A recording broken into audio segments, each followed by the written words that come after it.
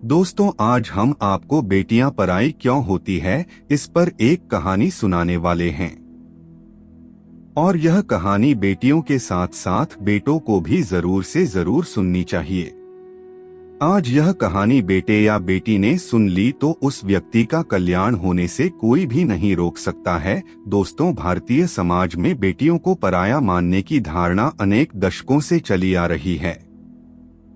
यह सोच किसी भी समाज के लिए विकास के रास्ते में एक बड़ी रुकावट बन सकती है। दोस्तों, भारतीय समाज धार्मिक, सांस्कृतिक और ऐतिहासिक विशिष्टताओं से भरा हुआ है।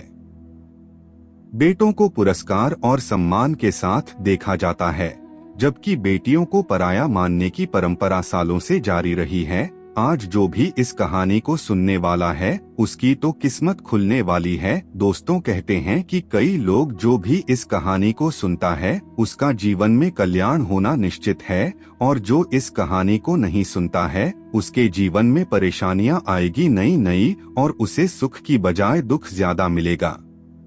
दोस्तों, ईश्वर कहते हैं कि जो भी व्यक्ति अच्छे तरीके से पूजा पाठ करता है, उसे मैं स्वीकार करता हूँ, उसकी हर मनोकामना को मैं पूरा करता हूँ। वीडियो में आगे बढ़ने से पहले अभी ही वीडियो को लाइक कर और नीचे कमेंट बॉक्स में लिख दो सच्चे दिल से जय जय बजरंगबली। इस कहानी को सुनने के बाद दूध का दूध, पानी का पानी हो जाएगा। कुछ समाजों में पुरानी सोच या धार्मिक अनुष्ठान के कारण बेटियों को पराया समझा जाता है। यहाँ तक कि कुछ लोग इसे धरोहरी परंपरा के भाग के रूप में भी देखते हैं, जिसमें लड़की को उसके पति के घर जाने का तत्काल इच्छुक होना समझा जाता है।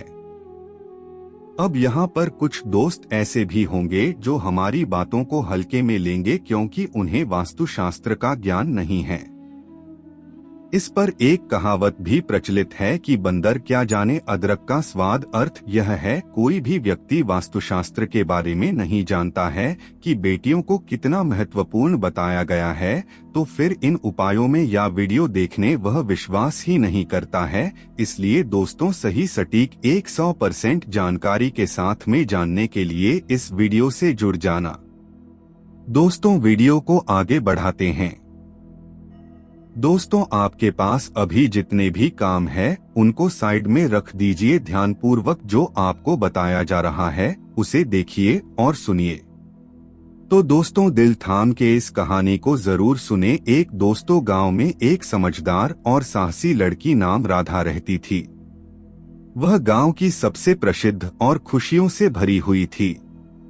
राधा पापा की एक ऐसी बेटी की जो कभी डरती नहीं थी, हर खराब परिस्थितियों में आगे बढ़ना जानती थी। राधा के पिता श्रीमान भूपति एक गरीब किसान थे, जो अपनी प्रिय बेटी के लिए सब कुछ करने के लिए तैयार थे। राधा उनके लिए गर्व की बात थी और उनके दिल में सबसे महत्वपूर्ण थी।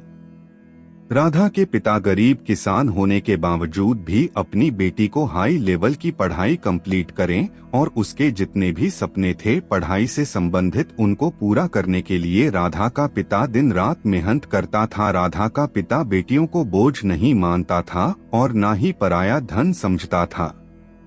राधा का पिता मन में ही सोचता रहता था कि मैं अपनी बेटी को हर वह खुशी दूंगा जिसे मैं दे सकता हूँ। इस बेटी को मैं थोड़ी सी भी किसी चीज की कमी नहीं होने दूंगा।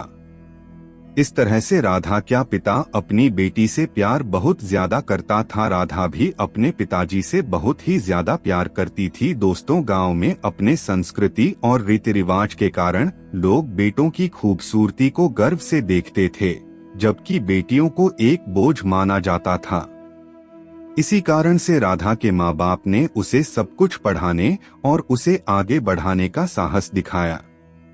जब कभी भी राधा का पिता घर से बाहर निकलता और बाजार की तरफ जाता, तो देखता था कि ऐसे लोग थे जो बोलते थे कि राधा के पिता से, अरे बेटी को इतना क्यों पढ़ाना है, वह तो पराया धन है, और बोलते थे कि तुम राधा के पिता हो, राधा को पढ़ाने लिखाने से वह बेटे में परिवर्तित नहीं हो जाएगी, बेटी ही रहेगी। ऐसा लोग बाजार में जब राधा का पिता जाता था तब सब यह बात बोलते थे और खेती तय कि तुम अपनी बेटियों को इतना लाड़ प्यार से मत रखो और उन्हें आगे की पढ़ाई ना करा कर उनकी शादियां कर दो क्योंकि बेटियां पराया धन होती है। इस तरह की बातें बेटी के पिता हनी राधा के पिता सुनता रहता था। समय के चलते आगे एक दिन राधा के पिता को अचानक दिल का दौरा पड़ गया।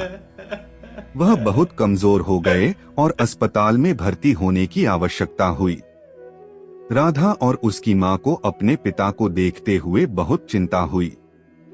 राधा अपने पिताजी की दिल का दौरा पर जाने की वजह से वह बहुत चिंतित हो गई और तेज तेज रोने लगी। पिताजी तुम जल्दी ही ठीक हो जाओगे, मैं भगवान से प्रार्थना करती हूँ। बार बार यह लाइन डोर आती रही। राधा अपनी पिता के लिए दुआ करती रही और बाहर डॉक्टर का इंतजार कर रही थी। लगातार भगवान से प्रार्थना करती रही और आखिर में जाकर डॉक्टर बाहर निकल कर आए, जहां डॉक्टरों ने उन्हें कुछ जांचें करने के लिए कहा। रिपोर्ट्स आने के बाद डॉक्टर खुशियों से भरे हुए चेहरे के साथ राधा के पास आए। डॉक्टर ने कहा, तुम्हारे पिता ठीक हो रहे हैं, लेकिन उन्हें ठीक तरह से देखभाल की जरूरत है।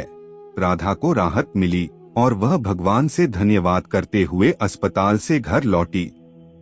दोस्तों, घर वापस आकर राधा ने जोर जोर से अपने माँ बाप को गले लगाया और राधा अपने माँ और बाप दोनों को ही काफी देर तक गले लगा के रखा और एक ही बात बोलती रही। भगवान से कहा, है भगवान, चाहे भले ही मेरी जान ले लेना, परंतु मेरे माता पिता को कुछ नहीं होना चाहिए। ऐसा रो रो कर भगवान से कहने लगी।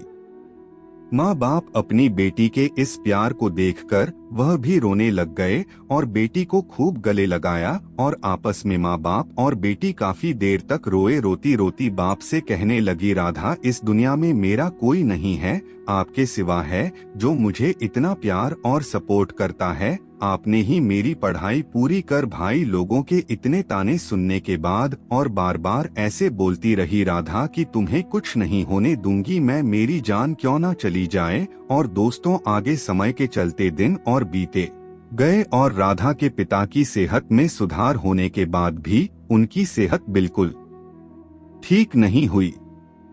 एक दिन उन्हें अचानक से बहुत खराब लगने लगा। वे वापस से अस्पताल ले जाए गए। वहां डॉक्टरों ने जांच की और उन्हें एक खराब समाचार सुनाया। डॉक्टर ने कहा, हमें खेद है श्रीमान भूपति, लेकिन आपकी सेहत इतनी खराब है कि हम आपको अब और कुछ नहीं कर सकते। अपनों के मुंह से राधा ने अपने पिताजी को लेकर यह बात सुनी कि हमें खेद है, हम आगे कुछ भी नहीं कर सकते। जैसे ही दोस्तों यह बात सुनी राधा ने अपने पिताजी के लिए, तो राधा चिल्लाने लगी और दीवार पर अपना सिर मारने लगी और अंत में राधा बेहोश हो गई। कैसे कैसे करके डॉक्टर ने उसे बेहोशी स्थिति से सही कर दिया गया। जैसे ही राधा बेहोश की स्थिति उठी और अपनी मां को रोते हुए देखकर वह भी रोने लग गई। दोस्तों, राधा के पिता ने धीरे धीरे अपनी बेटी के पास जाकर उसके हाथों को छुआ और अपनी आंखों में उसको देखते हुए कहा, राधा बेटी, मैं तुमसे एक आखिरी विश्वास करने के लिए कहना चाहता हूँ। मैं अभी यहाँ से चला जाऊंगा, लेकिन मुझे यह शांति मिल रही है कि मैंने तुम्हें सब कुछ सिखाया है और तुम अपनी जिंदगी में बहुत आगे जाओगी। मैं जानता हूँ कि तुम अपने सपनों को पूरा करोगी और मुझे गर्व होगा कि तुम मेरी बेटी हो। राधा के पिता के शव का अंतिम संस्कार किया गया और उसके बाद से राधा ने अपने पिता के वचन को पूरा करने का निश्चय किया। उसने पढ़ाई को और मजबूती से जारी रखा और एक उच्च शिक्षा हासिल करके उसने गांव के लोगों को यह सिखाया कि बेटियां बोझ नहीं बल्कि समाज के लिए गर्व की बात होती हैं। राधा ने अपने पिता के जाने के बाद भी उनका साथ बसा रखा और उन्हें अपने दिल में हमेशा याद किया। वह बेटियों के अधिकार की लड़ाई लड़ने में अपना समय और शक्ति लगाती रही। उसके अंदर एक पिता की मृत्यु के गहरे दर्द के साथ भी एक बेटी के सपनों को पूरा करने की इच्छा थी। यही कहानी देखने के बाद लोग राधा को सम्मान देने लगे और उसे बेटी पराई कहने वाले अब उसके समर्थन में थे। राधा ने अपने पिता के उपहार के रूप में उस समाज को दिखाया कि बेटियां पराई नहीं होती, बल्कि वे ही हमारे समाज की शान हैं। दोस्तों, हर समाज की रचना उसमें शामिल व्यक्तियों द्वारा निर्मित होती है और बेटियां उन शक्तिशाली व्यक्तियों में से एक हैं जो समाज के विकास और समृद्धि में महत्वपूर्ण योगदान देती हैं। बेटियां हमारे समाज की एक अनमोल धरोहर हैं और उनके मौजूदा समय में स्थानांतरित होने की आवश्यकता है और बेटियों के शिक्षा में योगदान से वे समाज के लिए अधिक समर्थ और जागरूक नागरिक बनती हैं। उन्हें शिक्षा के द्वारा समाज की समस्याओं को समझने और उन्हें समाधान करने की क्षमता प्राप्त होती है। बेटियों की शिक्षा से वे अपने परिवार, समाज और देश के लिए सकारात्मक परिवर्तन का अधिकारी बनती हैं। दोस्तों, बेटियां संसार के लिए शांति और समृद्धि के लिए महत्वपूर्ण हैं। उनकी सक्रिय भूमिका ने विश्व के विभिन्न क्षेत्रों में समझौते, संधि और सौहार्द को स्थापित किया है। बेटियों के माध्यम से हम समझते हैं कि विश्व भर के लोग एक दूसरे से कैसे जुड़ सकते हैं और सहयोग कर सकते हैं।